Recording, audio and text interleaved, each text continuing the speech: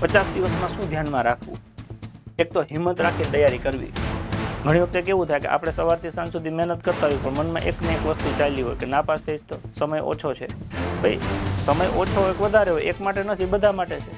જે મહેનત કરે એ પાસ થાય. ઓછા સમયમાં આવડતથી આયોજનપૂર્વક વધારે મહેનત કોણ કરી શકે છે? તો તમારે એવું બનવાનું છે કે ઓછા સમયમાં આયોજન કરી અને વધારે મહેનત કરી અને દરેક વિષયને તમે આવરી લો.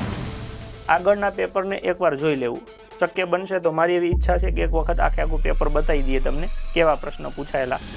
પીએસઆઈનું લાસ્ટ ટાઈમનું પેપર છે એ સહેલું હતું પ્રમાણમાં. એટલે આગળના પેપરને એક વખત જોઈ લેજો તો તમારું કોન્ફિડન્સ લેવલ ઘણું હાઈ થઈ જશે. તમે તૈયારી કરી હશે એમ કહેશે ઓહો આ ઘણું બધું તો આવડે એવું છે. એટલે પેપર પ્રમાણમાં સહેલું હતું.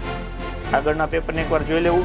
રોજ 15 કલાકથી વધારે મહેનત કરવી. હવે જો તમને એક્ઝામની તારીખ આમ સામે દેખાય કે 50 દિવસ 2 મહિના કે જિંદગીમાં બહુ મોટો સમય ન કહેવાય, તમારી આવનારી 40 વર્ષની જિંદગી કે 60 વર્ષની જિંદગીને સજાવવી હોય તો 60 દિવસ તો તમારે દિલથી આપી દેવા પડે અને 15 કલાકનું શેડ્યુલ તમારે ફરજિયાત હવે બનાવી દેવું પડે.